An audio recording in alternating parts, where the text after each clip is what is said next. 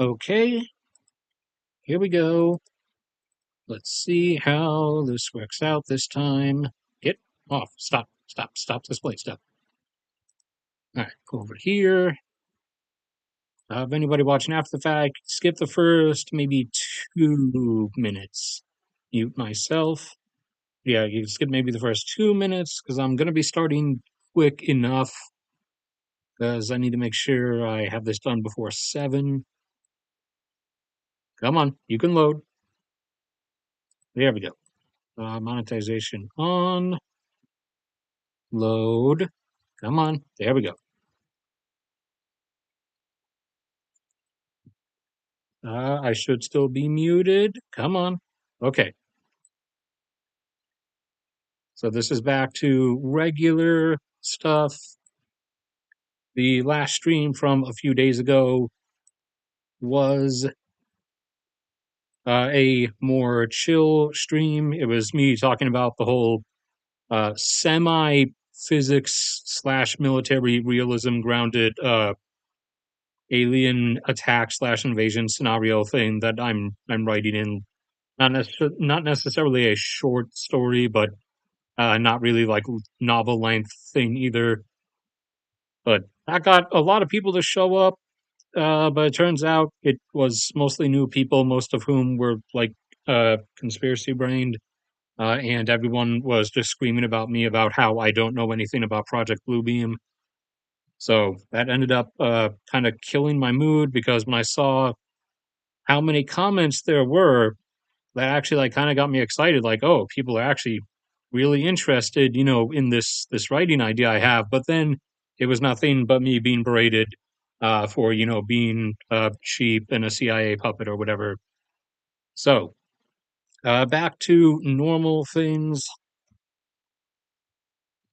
Get Google Earth up. And for those who weren't here last time, you see this over here. Well, first let this actually appear. Right. I was zoomed in on Mumbai because I was looking at specific locations and stuff for how some of the combat goes there. But for those who missed last time, you see this? Look at this. I got it. I got the thing that lets you draw on the screen that hopefully you guys can see. Wait, hold on. Oh, no, wait, I have to go to cursor. Okay, so let me pull OBS up and theoretically, let's see if it shows up. Okay, it's showing up for me, so it should show up for you guys too. But yeah, I got the professional draw on the screen thing. So while we wait a few seconds for people to show up, Chile down here, to the surprise of no one, continues being really dumb. And for those who want locational context, most of the mines in Chile are around here, this general area. Some are up there in the north above that, but most of them are here. That is the big sort of copper fold under the Andes Mountains where a lot of that is found. And ever since their newly elected government back in 2021, I think it was, their new government has constantly, one after another, refused to permit new mining operations and or new or continued expansions because there's a bunch of different mines, obviously, up and down the place, all over. And in different countries, the rules are different, but they're basically similar. A lot of things that are different are just the amount of regulations and or the time scale. So for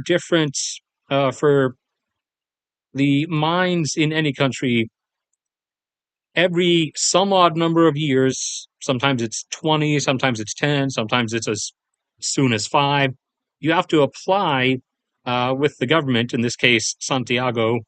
You have to apply with the government for the permit to continue the operations.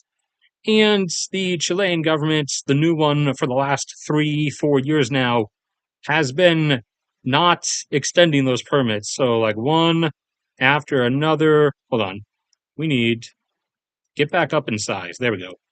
So one after another, we're getting mines that are having to just stop their operations because the government won't expand or extend their license for another 5 years or 10 years or whatever.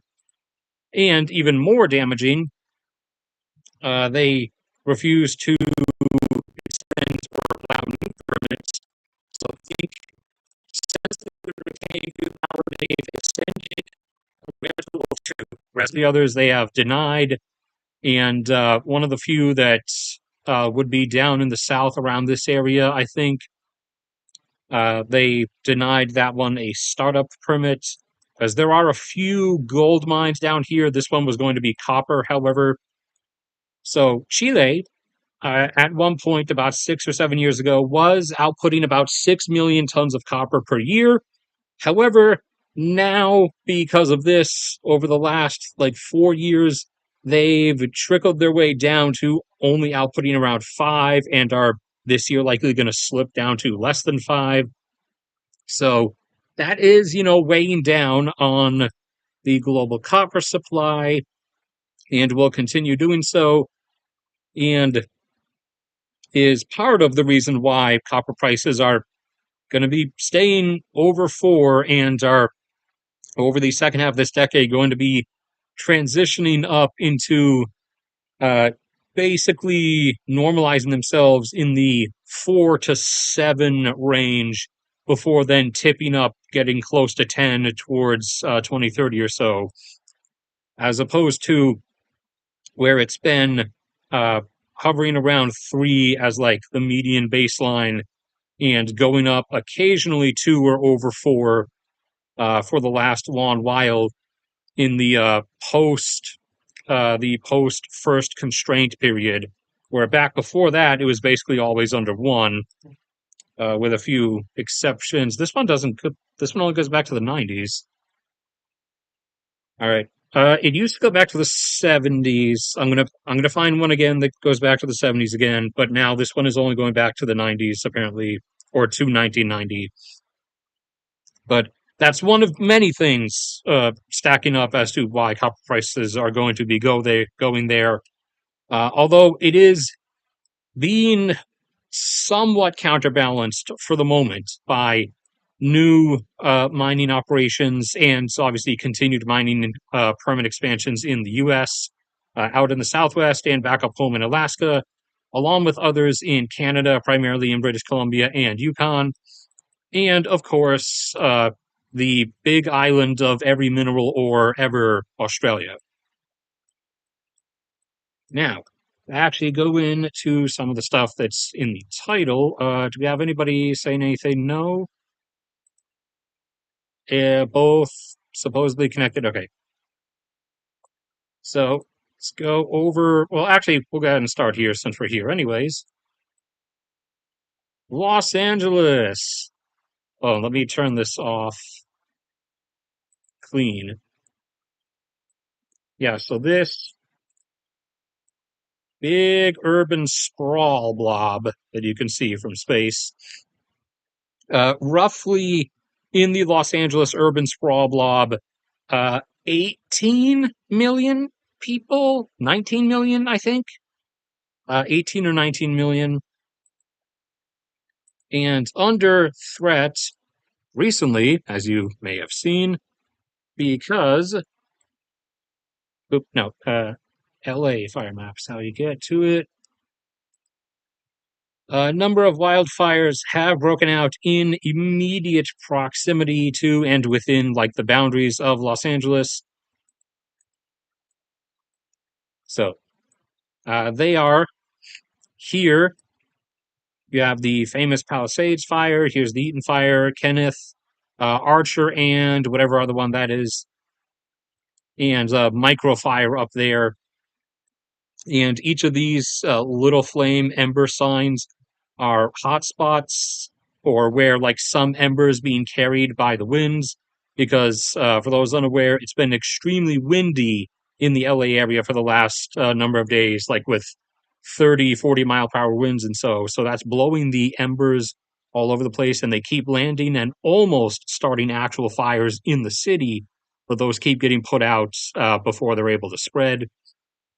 However, one of the big problems is obviously because of the winds, the smoke from the fires and the ash is getting blown all over the city, like getting blown all up and over this way. I think the stuff, once you get out over here, is more clear of it. And once you get down like towards Huntington Beach and Newport gets, more clear. But a lot of the whole general area keeps getting covered in smoke. So, oops, no, forgot to switch back to the mouse cursor. So that's been off and on. Oh, can't scroll, have to actually click the plus button. So they have not actually, oh, there's another pop up. They have not actually like entered into the true like urban area of Los Angeles.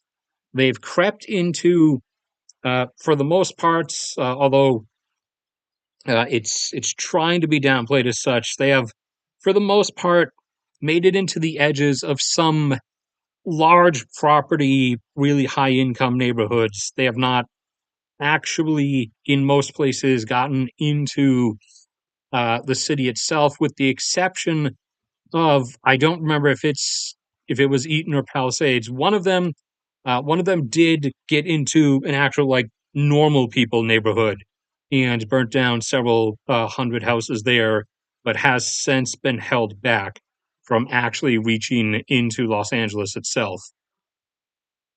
And of course, near Hollywood, there was that pop up one, and everybody, panicked.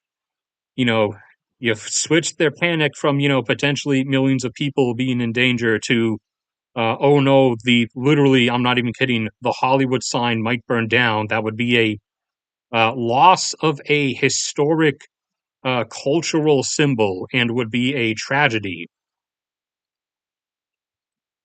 In the minds of some, I guess, I wouldn't really necessarily care. But so that is ongoing. Me, I didn't have any on Twitter of the smoke. Let's see if we can get LA fires. Let's see if we can get any decent ones of, yeah.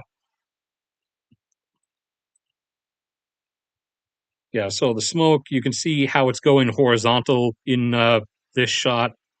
That was, one of the big issues with it is the wind is blowing it and has been blowing it out everywhere instead of it just like rising up and off the fire. So it's also been via that, whether you consider that an indirect effect, but uh, or whether you consider the smoke a direct effect. Technically, it's listed as indirect. So that has, as an indirect effect, caused quite a number of health problems and emergency room visits throughout the city as well. So that is currently ongoing and looks to be, at the present moment, stalling. However, we're going to have to wait and see because supposedly on Sunday, apparently, the wind is going to come back. So that might start back up again and get spread more places than it was originally. Now, return to regular just to get the borders up. Then over here, things continue on. Russia continues uh, trying to push Ukraine out of Kursk with ongoing assaults and bonsai charges. Continues trying to, I think it goes like that,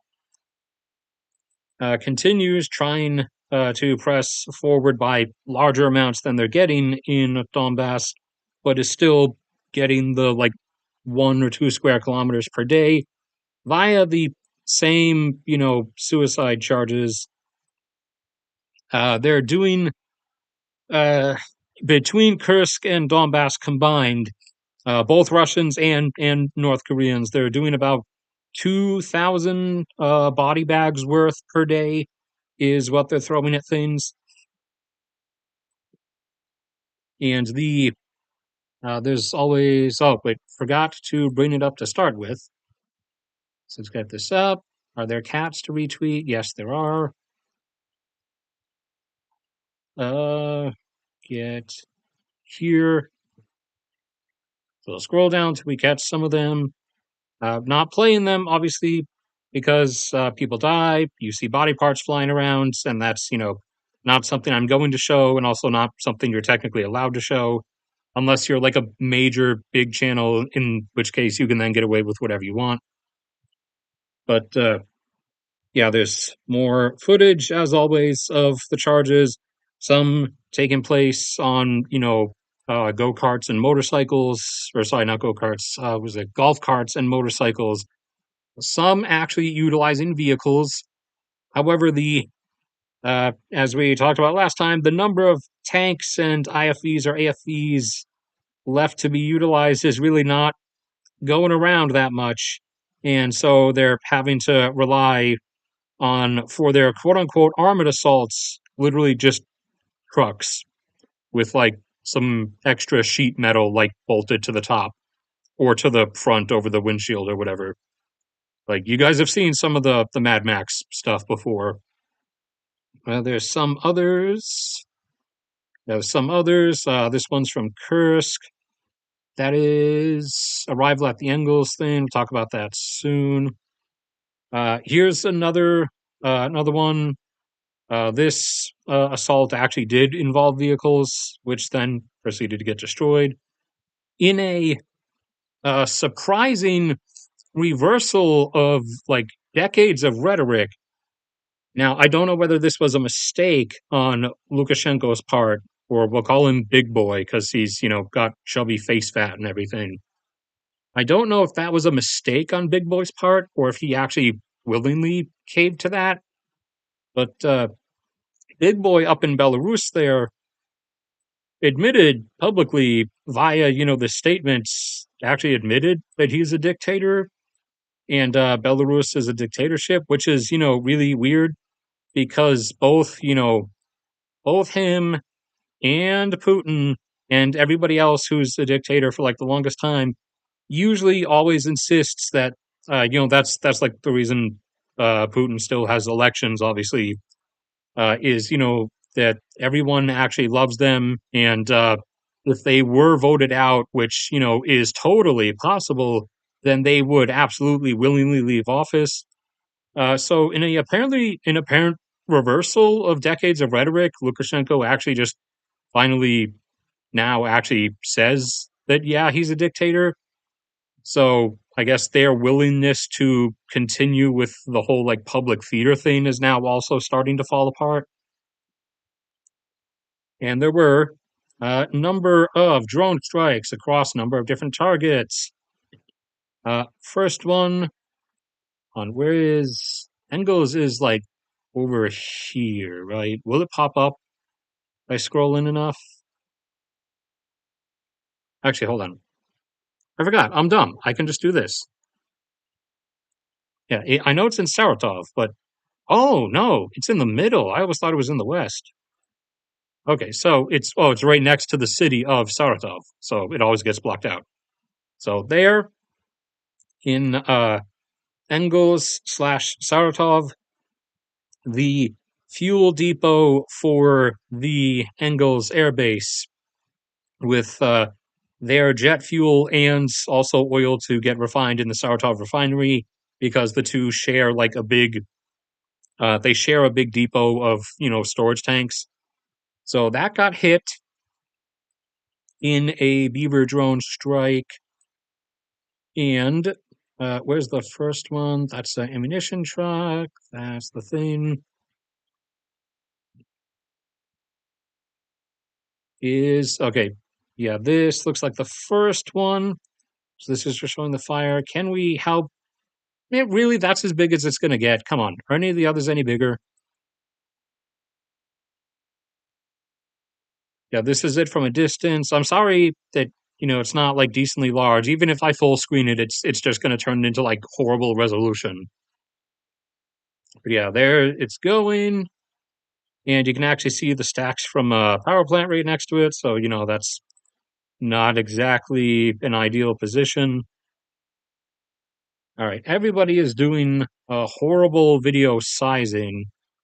Oh yeah, here was this the one I used in the thumbnail. Here was the Palisades fire from a passing aircraft or aircraft that was circling to come in at LAX, I think. Here's a better-ish sized one of them actually fighting the fire at the Engels Depot, and it has not gone the best as it's still going. This was from 2 days ago, January 8th. It's still going as of today. It's not really able to be put out, kind of like the one in, was it Krasnodar or Rostov? I forgot which the two, but remember a few months back there was a really large fuel storage depot. There was like 40 tanks, large or something, and like that one went up and that one burned for like 10 days straight. So this one is also still going. Hasn't approached that scale yet. It's only been 4 or 5 days. Is this the same one? Yeah. This is so this is from yesterday and is horrible resolution, of course. You can go ahead and blame this on, I guess, Russians no longer being able to get iPhones or something. So it's potato filming equipment from here on out. And yep, this is from last night. So just as today would have been starting hour wise, it was still going as it's just jumping from tank to tank. So that fuel supply is going down. Check chat. Anybody? Anything I need to respond to? Anybody I need to ban? No. Okay. Where are we? Leningrad, which is up here. Where is it? Leningrad is the actual oblast around St. Petersburg. St. Petersburg being one of the dense urban areas that the aliens decide to target. So up there, a factory for acetone was hit. I don't know if these are in order or if these are all the same one and like which order they're in. But there's an acetone plant along with like I said, I don't know if this is the same one or each of these is the same. But there's an acetone plant there. Acetone is a chemical that is sometimes is directly used for a lot of stuff like removing things, removing paint, doing like protective polishes on stuff, industrial cleaning of machinery. I think it's used in removing rust as well, but I'm not sure. It is also, however, an intermediary product that's needed in the chemical process to make a lot of other things. And oh wait, that was just that one. Where's the okay? So Rostov was the excuse me, do not stall. Do not stall. So down here, somewhere in really, are we really doing this? Thank you. It's down here in Rostov, uh, a a facility for oil products was hit, producing PVC, which is obviously used in PVC piping and a lot of other things like construction materials, along with general plastics production, part of the facility as well, as many of the like oil storage depots and stuff and fuel storage depots in the Rostov region have been hit. So now the oil products stuff is also being hit.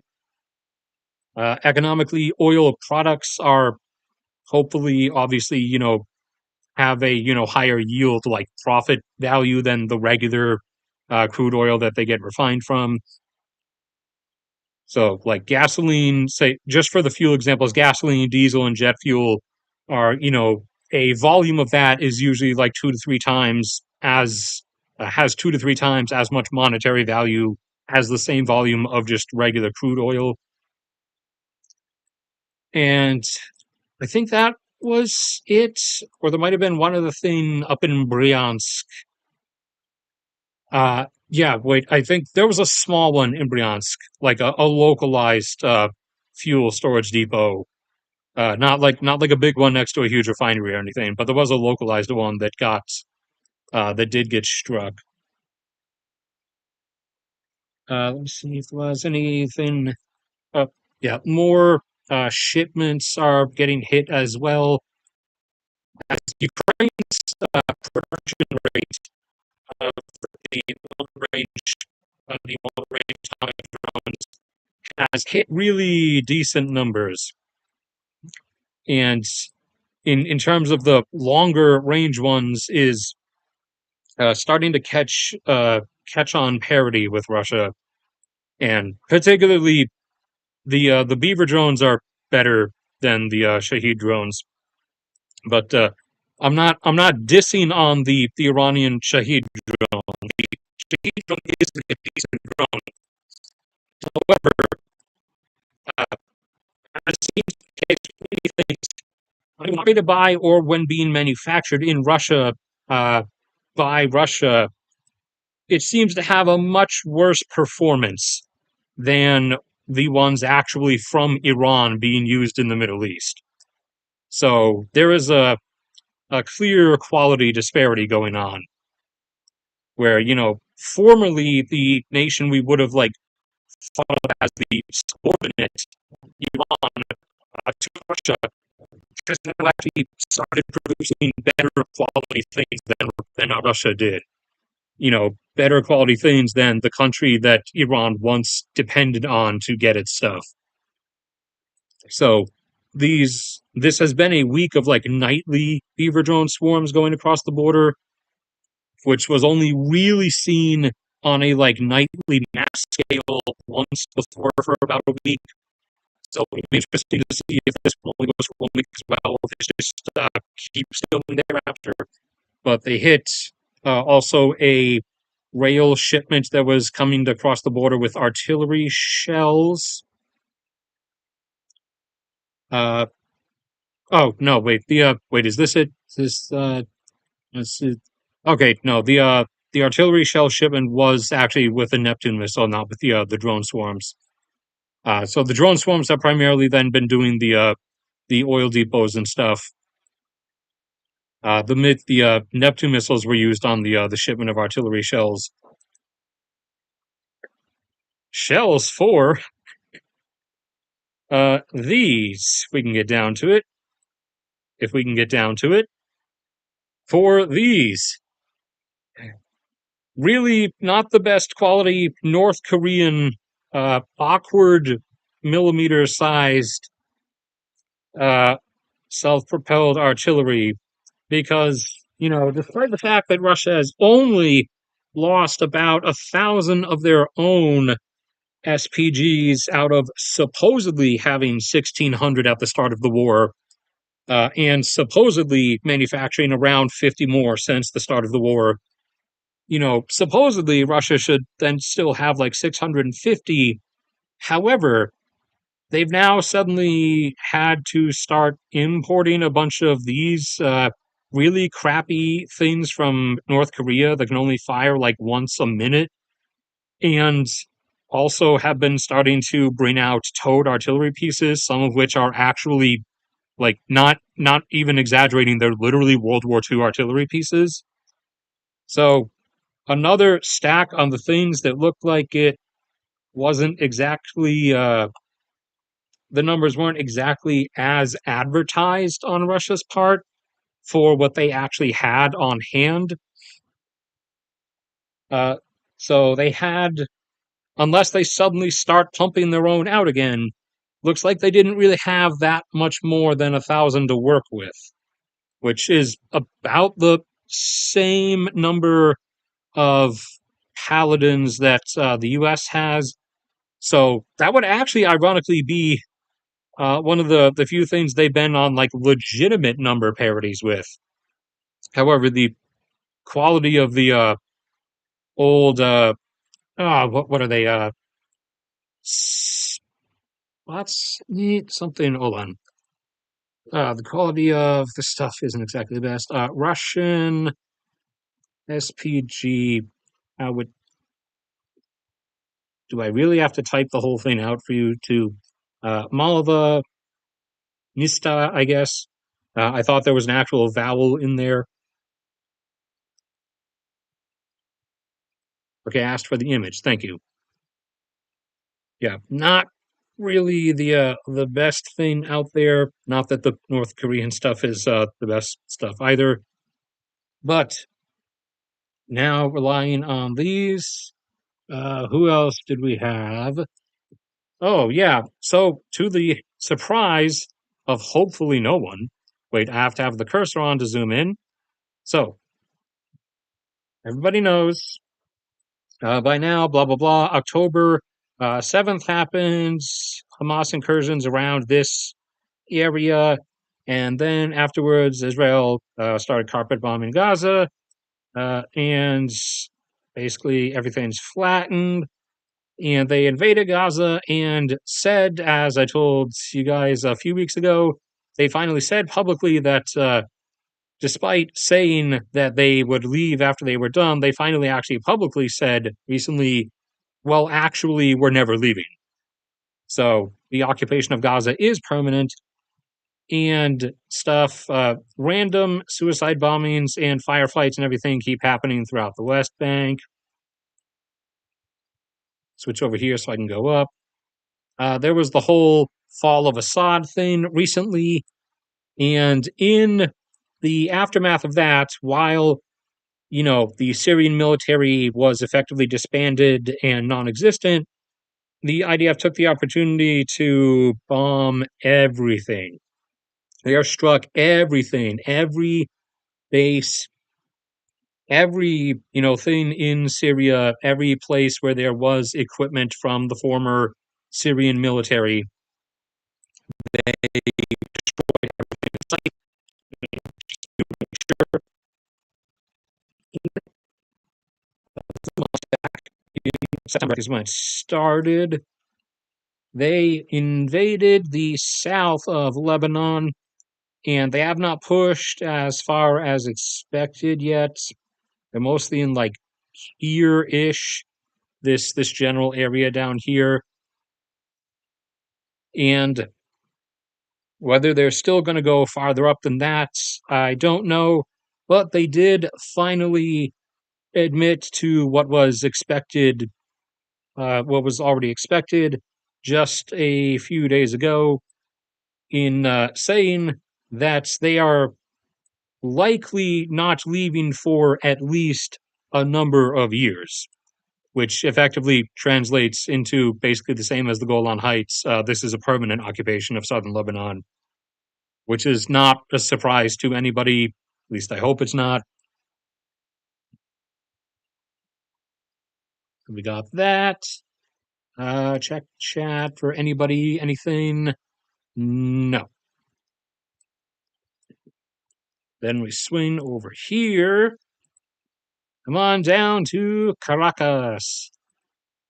Caracas here, Venezuela, capital of Venezuela, a country which has seen 7+ million people flee, most of whom went into Colombia, some of whom went down to Brazil, and some others went up to other areas like parts of Central America, and some went all the way up to the US.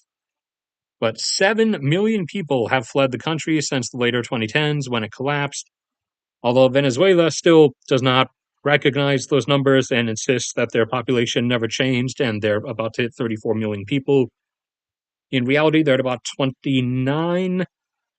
And now, for the second time in a year, the Venezuelan people are actually in the streets in the hundreds of thousands, partially uprising. Depends on whether they're going to just give up when the shooting starts again. So, different areas where they've been. Here's uh, Chaco, uh, Chacao area of Venezuela. So they're filling things up like edge to edge all over the place. And possibly in response to this, Maduro, the Venezuelan dictator, released his political opponent because he did have her kidnapped and apparently one of her relatives shot, I guess, like executed on the spot or whatever. And I don't know which happened first because there seems to be a little bit unclarity. So I don't know if this came as a result of that or if this was already happening and he had her kidnapped and her relative shot after that, but then decided to not like have her executed because he feared that I don't know the crowds might actually finally turn violent and overthrow him. Was there anything else? No. All right. Nothing else from them specifically, but that is ongoing at the moment. So just like with Pakistan, just like with Sakartvelo, Georgia, waiting to see they actually finally like do it. They actually finally like hip his chair over. Not gonna get my hopes up though, because in most of the cases everyone keeps backing out at the last minute. The only exception where they just went all in for it and did not back down even when the shooting started was Bangladesh over here. The Bangladeshis just stuck with it, even as like by the hundreds they started getting mowed down by their government. They actually stuck with it a few months ago and toppled their previous regime.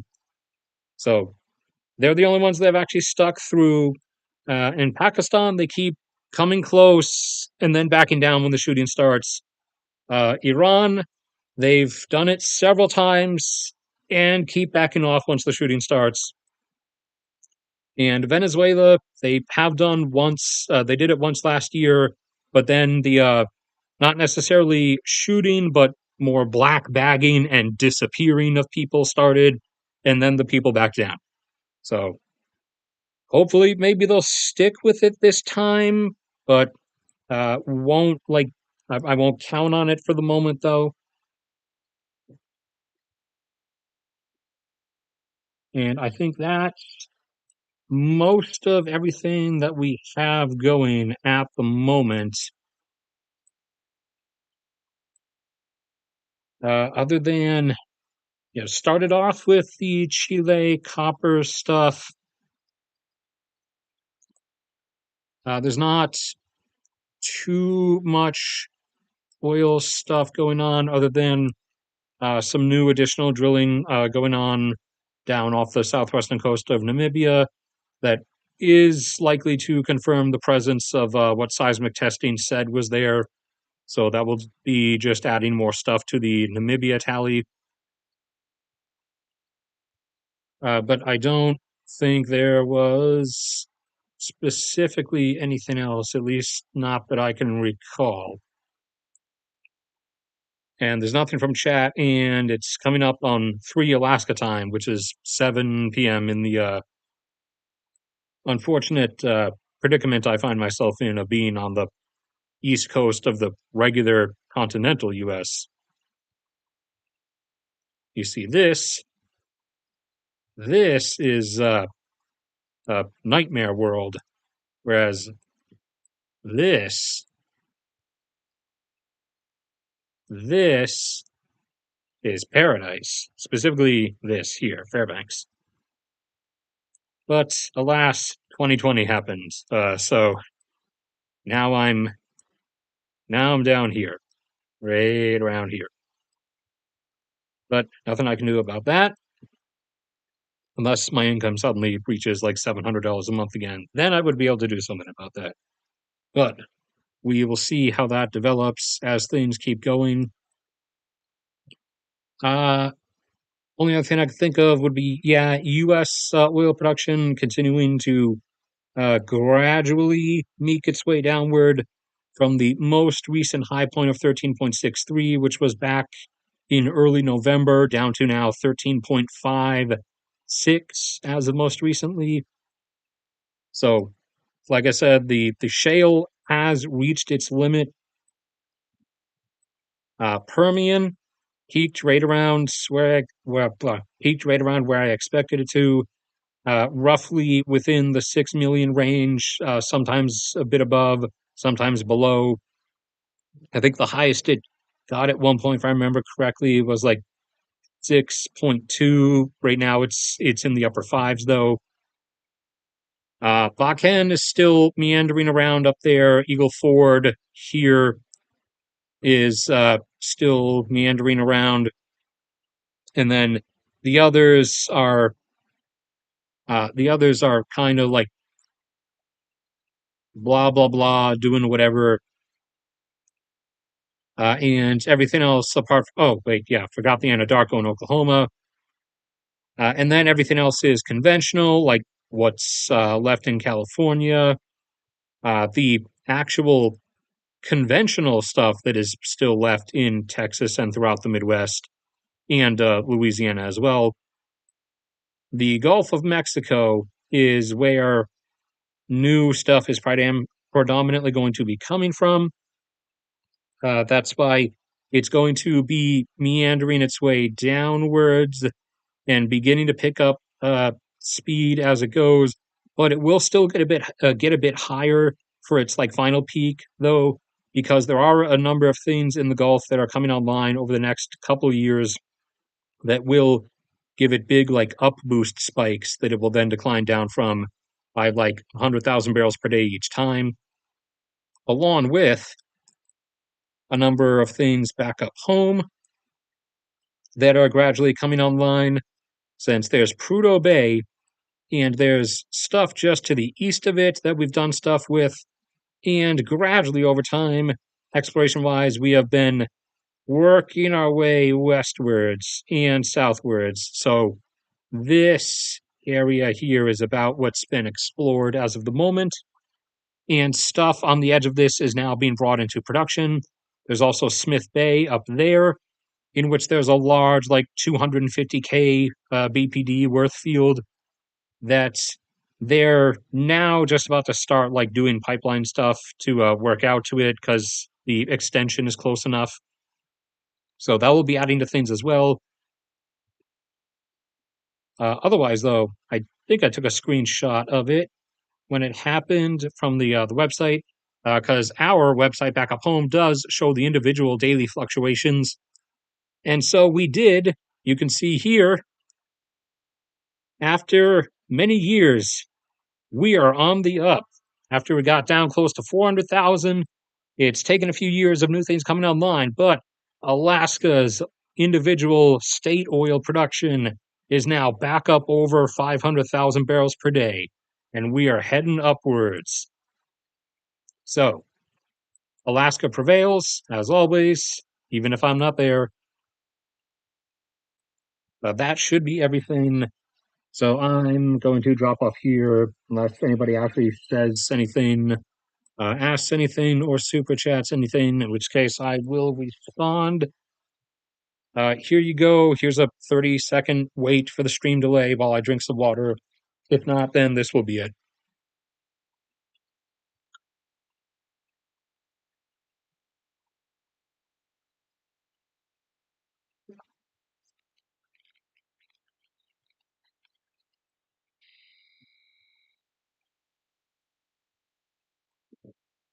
All right, I'm not seeing anything. So this will probably be it. If for some reason anybody here, like, if for some reason the actual chat wasn't working or something, you can always tell me in like the regular comments of the recording afterwards. But that's where we.